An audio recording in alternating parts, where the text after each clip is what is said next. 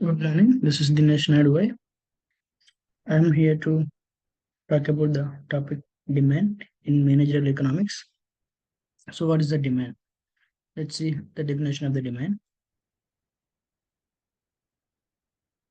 One minute. Uh,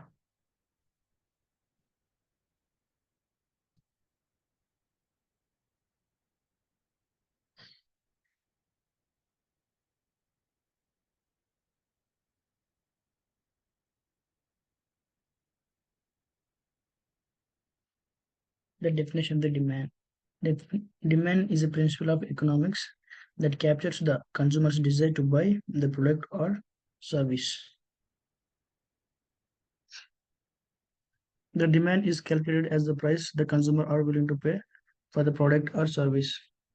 In the picture, we see the definition on the definition in economic principle referring to a consumer's desire to purchase goods and services and willingness to pay price for specific good. If you see the definition, the demand state that the principle of economics that capture the consumer desire. Yeah, it's all related the it's all related the consumers behavior, consumer psychology. In that terms, we can define the demand and how it works. Demand we can broadly classify these terms: desire, purchasing power, willing to buy, point of time, utility.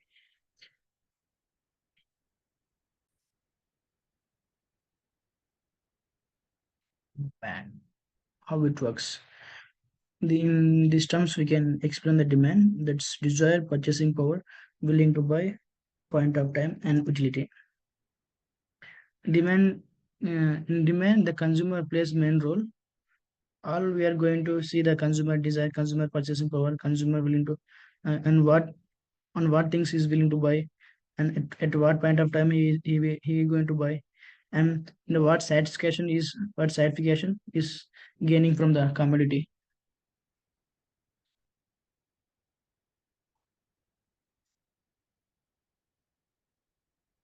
Desire is something like want or need. Both are not same, but desire is like whether we need something or whether we want something. If we want something, we may buy or we not buy. If we need something, we may buy or we may not buy. It all depend about the purchasing power and willing to buy. It's those are interrelated terms. If we have a desire, we may buy or we may not buy. Demand refers to the desire to have commodity backed by willingness and able to purchase that commodity at given price during a period of time. Purchasing power. When do we have desire, we should possess some money to purchase something. So we have some purchasing power. So we decide if we have if we want to buy something or if we need something. First of all, we have to possess. We have some money.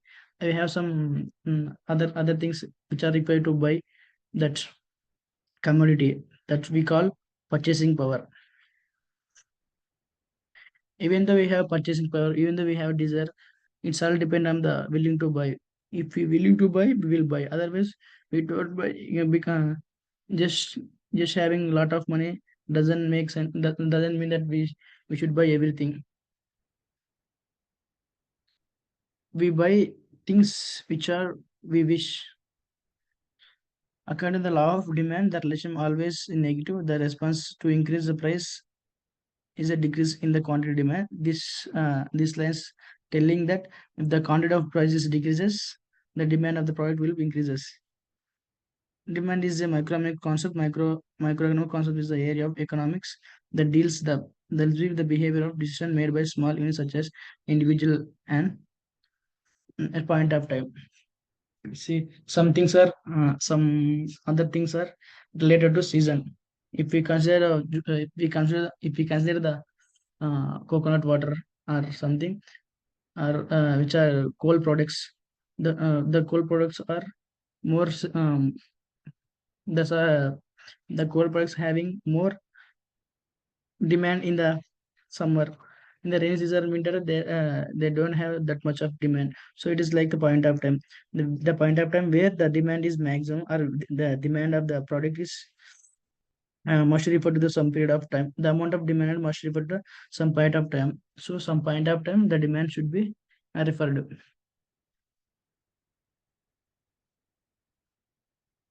Utility. Utility we can define like this. Utility function describes the amount of satisfaction consumer receives from the particular product or service. If utility is more, the demand of the product is more. Utility. Demand expressions. Demand we can express the demand in this in those terms: demand function, demand schedule, and demand curve. What are these terms? We should see in this for coming slides. Demand function. Here we see the in the picture we see the q is a function of p y p p t p exponential a t.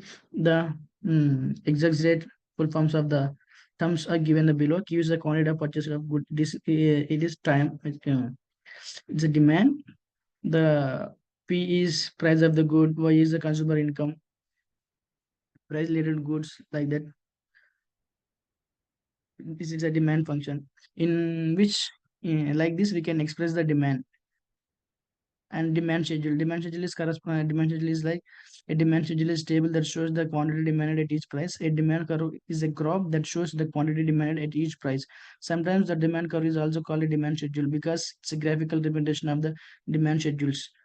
Here we see the some picture regarding the coffee cup.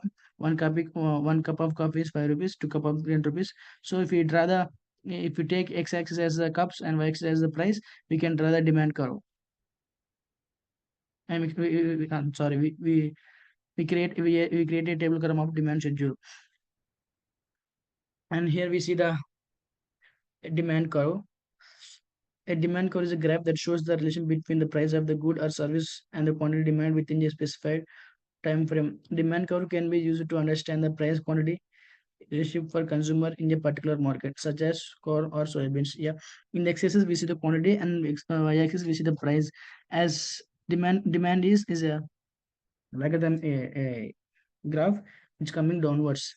So we can understand from this, as quantity increases, the price of the if the product of the quantity is increases, the price of that particular commodity or product decreases. So uh, these are the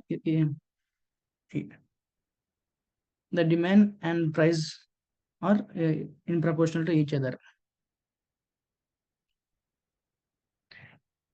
Determinants of demand.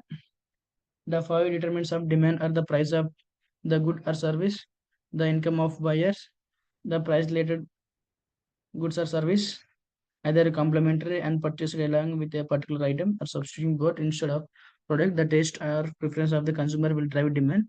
Consumer expectations about whether price for the product will rise or fall in the future. The price of the good or service. So whenever we make a thing or make a product, if we fix the price corresponding to the demand is dependent. So if we keep the high price, the demand of product definitely decreases. The income of buyers. Yeah, the income of buyers also a main source for the demand.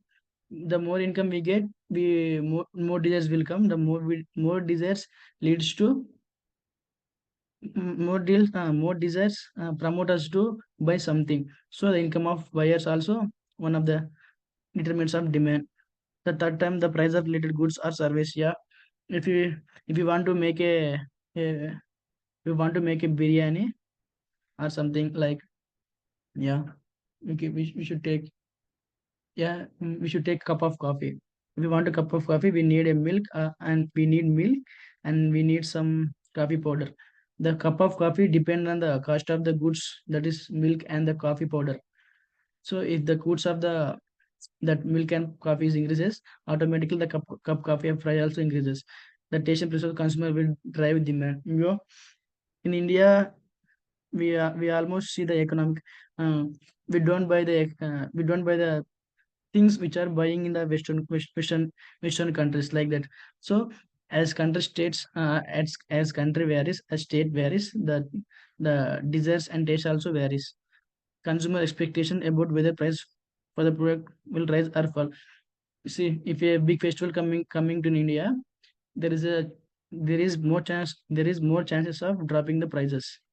So we may don't buy the products before a big festivals, so that also leads to demand of the products. These are the assumptions on demand. Taste and preferences remain constant. So in this, the consumer's taste and preferences remains constant. Income is constant. Price related to goods is not change in the future. In future, no change in the price. Consumer are rational. Government policy are remain constant. Population is constant. Yeah, these are assumptions because population is not constant. It will increases. So it kept under the constant to become to create more to give consumer or rational in future no change in price. Okay, thank you.